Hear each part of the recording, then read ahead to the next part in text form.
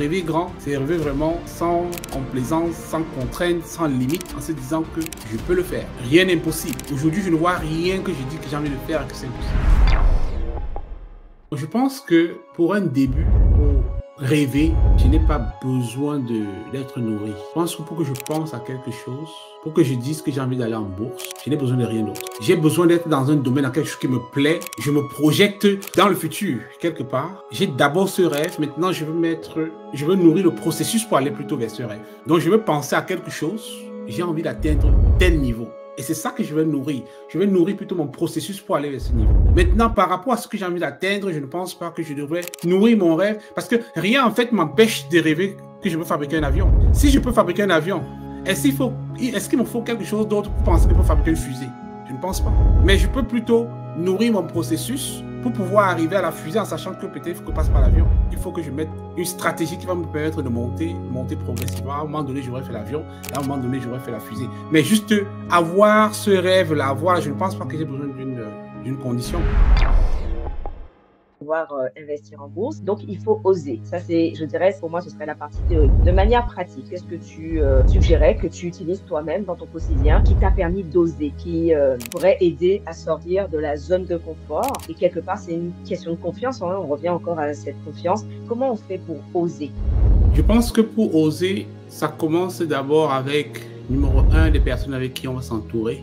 Donc, je vais voir des personnes qui ont des résultats, des personnes à qui je fais confiance. C'est difficile de faire confiance au début quand on ne connaît pas ces personnes. Mais on va faire quand même son petit devoir de se dire, est-ce que je peux voir quelques preuves sociales? Est-ce qu'il y a des gens qui sont passés par là avant? Est-ce qu'il y a des garanties? Est-ce que vous avez de l'expérience? Qui est celui-là qui veut m'accompagner? Qui est celui-là qui m'inspire? Qu'est-ce qu'il a fait? Donc vous allez regarder dans son parcours pour voir est-ce qu'il y a des preuves? Est-ce qu'il y a des éléments qui vous rassurent que vous pouvez vous accrocher à la personne? Donc, je pense que pour un début, on essaye de bâtir d'abord la confiance. C'est par là qu'on commence. Pour savoir avec qui on va aller, je bâtis d'abord mes éléments de confiance. Pourquoi je dis que celui-ci m'inspire? Est-ce que je peux voir? L'autre jour, c'est quoi? C'est P. Diddy aux États-Unis, un musicien qui se fait condamner pour beaucoup de délits. Je vais appeler ça délit. Alors que c'est quelqu'un avec qui on a grandi, on a dansé ses musiques, on a fait ceci, on vient aujourd'hui découvrir que je pouvais dire qu'il m'inspire. Qui m'inspirait. Est-ce que j'ai vérifié certaines choses? Est-ce que j'ai parlé? Peut-être jusqu'à ce que ceci explose, on n'avait jamais découvert. Mais on peut aller fouiller dans le passé de la personne pour dire, est-ce qu'il y a des track records? Est-ce qu'il y a des éléments qui me rassurent? Est-ce que son passé est clair? On ne peut pas être sûr à 100%, on peut pas prendre toutes les précautions, mais il y a quand même un minimum qu'on doit faire. Avec le peu qu'on va me proposer, et je fais confiance parce qu'au départ, la confiance n'exclut pas la prudence, la méfiance.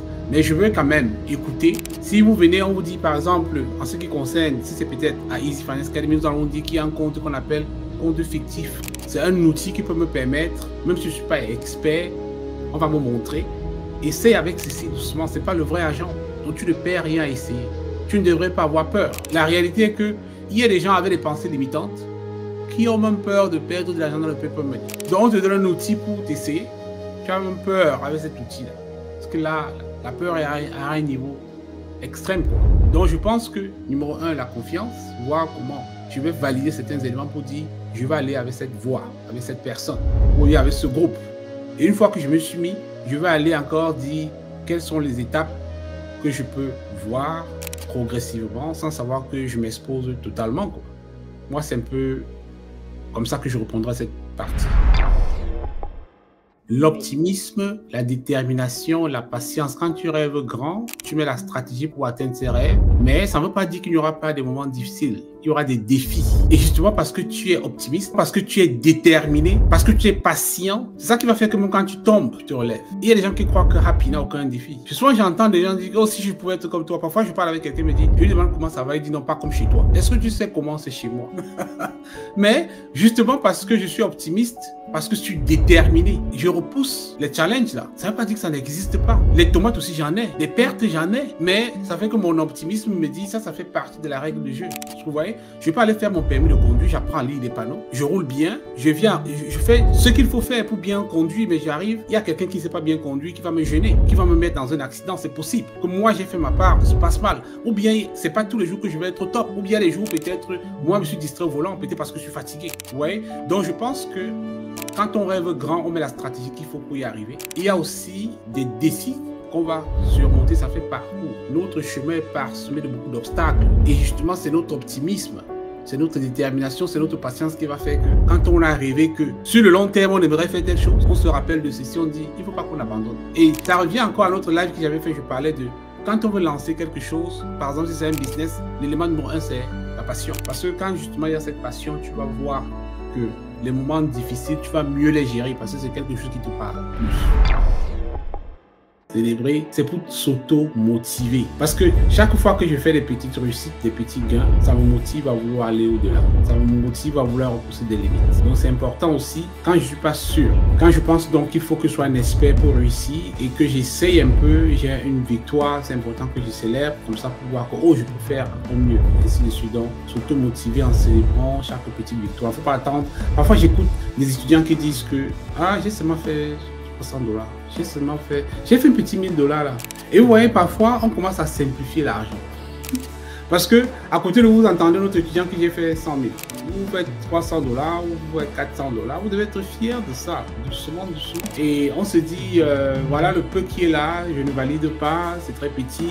Et puis, ça peut vous amener plutôt à faire encore d'autres erreurs. Et ne pas pousser plus loin. Vous avez dit, non, je ne suis pas un expert comme lui. Je ne peux pas arriver à ces résultats. Je simplifie le peu de gains. Je pense que s'auto-motiver en se fixant des petits objectifs. Et quand on atteint ces objectifs, célébrer, ça nous permet de dégager ce qu'on appelle la dopamine en nous. Vous voyez, la dopamine, c'est comme une hormone qui va nous permettre d'être excité à l'intérieur, d'être super motivé, au point où on va vouloir atteindre encore d'autres sommets plus élevés. Donc voilà, Bi, non, je pense que tu as très très bien résumé. C'est toujours un plaisir d'échanger.